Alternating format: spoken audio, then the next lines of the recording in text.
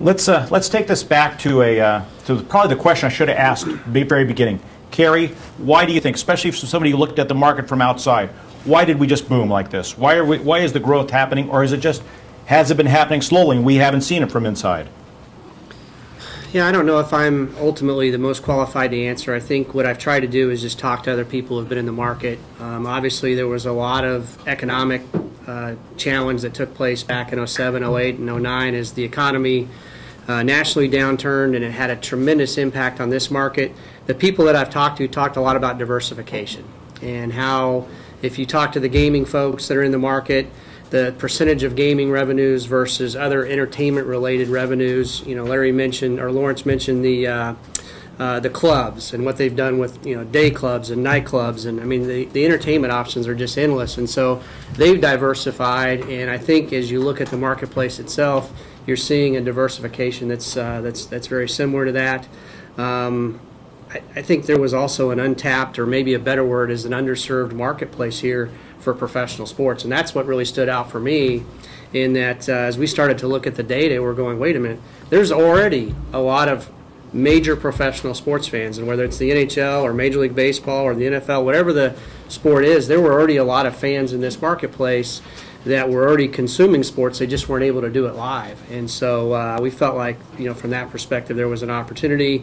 And then when the ticket drive happened, that demonstrated that really was the case, because the vast majority of the tickets that we've sold have all been local. Throw the question at you, Darryl. Why? Well, similar to Kerry's, when we look at Las Vegas, from a UNLV perspective and a Mountain West perspective, when we look at Las Vegas, this is 21st century America. This is what America in this century looks like. It's diverse, it's young, it's innovative, the economy has diversified. The very best attributes of our country as represented by growth are reflected here. So we see that with enrollment and the diversification of our student body at UNLV. The student athletes who are coming in to participate in our programs reflect that. This is the new America. And in no way do I want to be critical of other parts of the country, but I think the proposition in, say, the upper Midwest or the Northeast is very different right now than what you find here in the Southwest, particularly in Las Vegas. We've always felt the opportunity's been here for us at the UFC in Las Vegas. This city has, for the last 35, 40 years, been the center of combat sports. Initially, it was boxing in the 70s and 80s, and then through the Tyson era, but it's always, we took it over sort of after that, but it's always been a center of combat sports. There's just tremendous cooperation with local business and our sport. The casinos that support us are key to our success, both in buying tickets, but even more important than that, marketing the sport and exposing it to as many people as possible. And it's been key to our growth, that exposure that we got through our casino partners. And I think the other thing that has always been the case here in Las Vegas, but I think it's just gotten better recently, is there's always been this tremendous cooperation between industry and government. I think government sort of gets what it needs to do to support our mainly tourist-based economy, and they just continue to step up. And some people may be critical of the $750 million that are being invested in the stadium, but at the end of the day, there's a thesis behind it, which is we're going to bring the Raiders here, we're going to have a new home for UNLV, and we're going to add, hopefully another 40 events that are going to generate economic activity, tourism, and all sorts of stuff. And so I think that's the other thing that's been key to Las Vegas' success, and I hope you guys have experienced that too, is that there's just this tremendous cooperation between government and industry that just, I think, is unparalleled anywhere in the United States. Sean, why do you think? Why do you think the growth? Well, Las Vegas has become the center of Western sports. So speaking specifically about my world, when the NFR moved here years ago, it became the epicenter of all Western sports. And PBR, this is our 24th World Finals coming up this year. About 8 years ago, we actually did some research and homework, and we discovered that one of the top 10 network TV markets for us in our CBS partnership was Las Vegas. But the sales that we had at the event didn't really reflect for the World Finals didn't really reflect that. So we actually added a spring event, so May event that we've had for I believe 7 or 8 years now. And then just last year we'd worked with Mayor Goodwin and we took over oversight for Eldorado Days, which is effectively Las Vegas's birthday celebration. and added that as an event that we're really pushing to be more of a community event, more of a Las Vegas stop rather than an out-of-town destination. But Las Vegas has always been a great sports town from all perspectives. One other point, we all work with convention and visitors authorities and event groups around the country.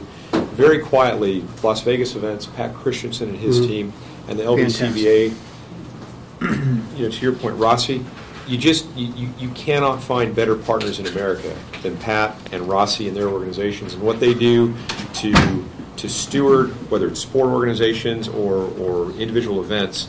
You just don't find it anywhere else in America to this degree. They certainly don't. Let me be a Debbie Downer now. What are the negatives to the growth? I could foresee, in terms of trying to schedule for both UFC and the Golden Knights. Too many. The NCAA comes in and says we're lifting the ban. It makes it a lot tougher to schedule some hockey games there. Well, Kerry, what are there any negatives to the sudden growth? I don't know if there's negatives as long as you manage it appropriately. You got to keep in mind that these events that we're talking about, they all have different segments that they're focused on, and so the way the NFL will be marketed in this marketplace versus the events that happen at UNLV versus what we're trying to accomplish, I do feel like those are different segments. And if you look at the number from the tourist marketplace as well as just the overall marketplace itself in terms of how fast it's growing, I think the population base is here, certainly the income base is here for everybody to be successful. I'm sure, and I don't know what that is, at some point there is a saturation point of that. But I think at the end of the day, it really is about managing the growth, making sure that there's a strategic vision behind it, and then looking at other markets that potentially could be ones to look at where maybe there was a growth period that that happened a little bit too fast. And so there's examples out there where you could kind of look at and say, hey, maybe they grew a little bit too fast. But I don't know. I've been here a short period of time. It is a can-do market, and that definitely has played out. So I'm not sure exactly what that point is, but just got to be strategic. Yeah, just very, very quickly. I don't really see many negatives either. I do think the challenges will be greater in the area of corporate sponsorship, suite sales, and the business environment than actually selling individual tickets to events. Mm-hmm. And clearly, that will be a challenge. There'll be much more capacity, and we're still not the largest market, of course, on the West Coast, but selling tickets and getting fans into venues, I don't see that being the biggest challenge. The bigger one is the involvement, in my view, of the business community, the corporate sector, suites, sponsorship, things like that. There'll be a lot of demand there. Lawrence? Yeah, I think the negatives or the challenges that you're hearing in sort of, I think, the media are the size of the market, the discretionary income in the market. And those things are going to affect sponsorship. They may affect, the RSN deals. How much you're going to get paid for broadcasting, your hockey or your other events.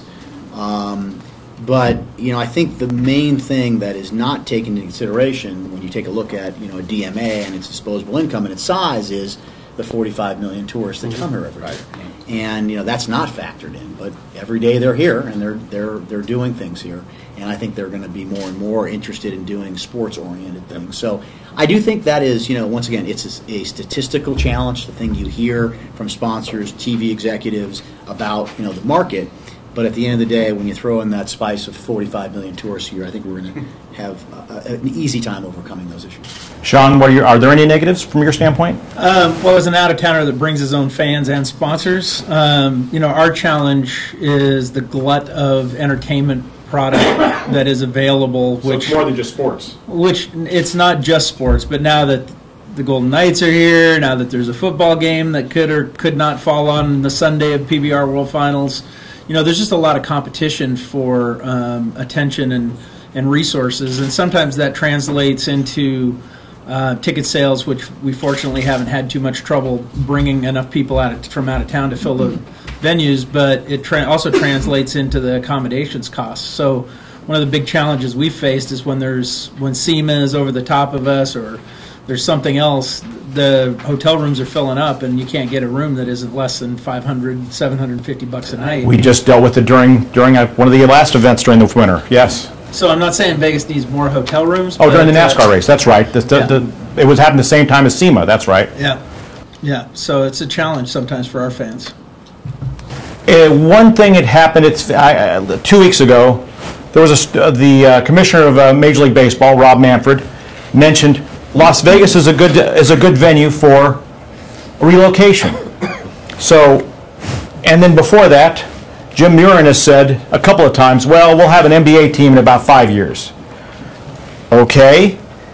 Are we the new Los Angeles in that terms of where they could either be used as a hostage for teams because of our growth, because we're a trendy city, or I guess in the next step, can we take another pro sports franchise?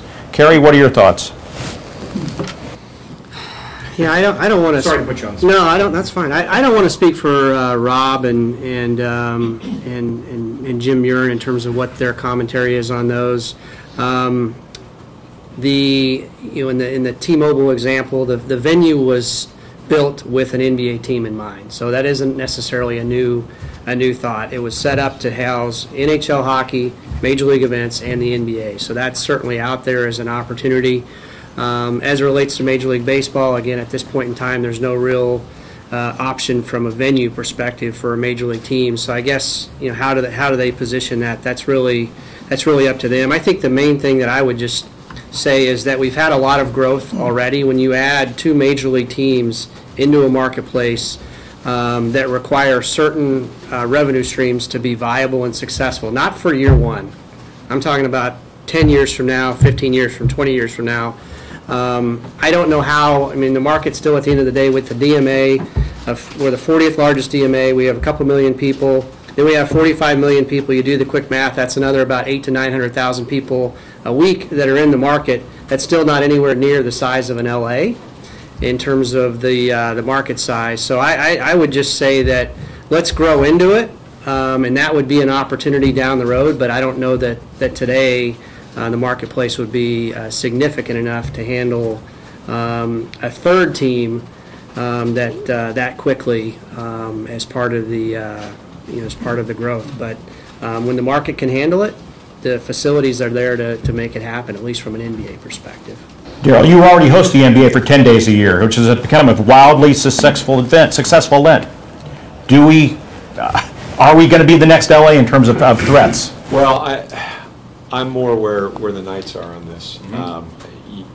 Nashville looks pretty good to me, with a very successful NHL team and a very successful NFL team, and a city whose brand was built on a thriving entertainment sector. Very similar.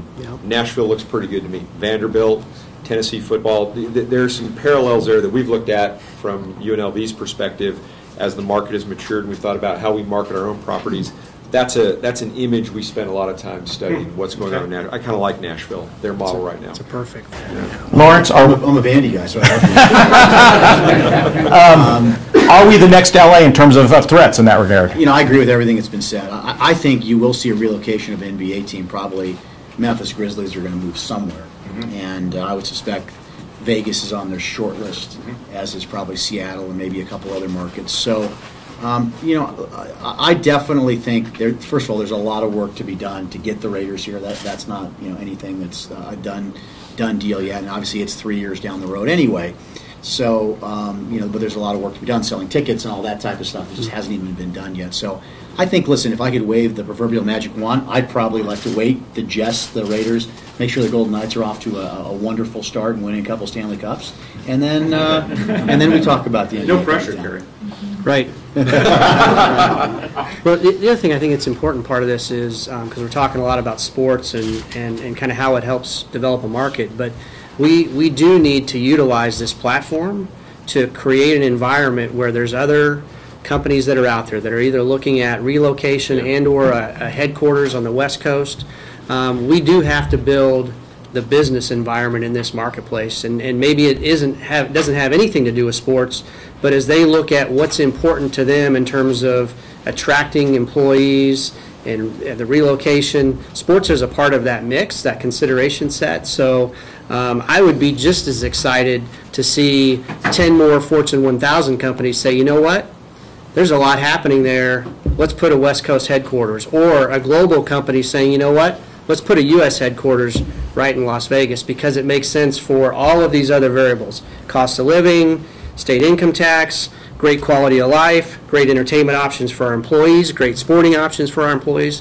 Like, let's not lose sight of the fact that to make these other great things happen, like the NBA or Major League Baseball, we need to have other infrastructure that helps build the city's infrastructure in terms of people and population to grow into that level. And I think that's a bigger part of the opportunity that we need to stay focused on. Because coming from a market like Cleveland, there weren't a lot of companies moving into Cleveland. There was a mass exodus. And so we were spending a lot of time trying to get people focused on, let's get our core strong. Let's use sports to help grow the downtown marketplace and development there, and it's working. And there's some other great markets like Pittsburgh that you can follow in terms of how they've repositioned themselves out there to really build what was a challenged environment. So, but we need to build more jobs and more big companies looking at this marketplace.